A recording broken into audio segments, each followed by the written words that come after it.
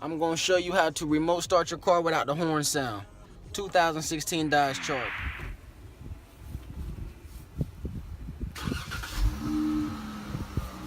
Some of y'all may not know that's possible. Alright, so what you want to do is go to your settings, scroll down till you see door and locks.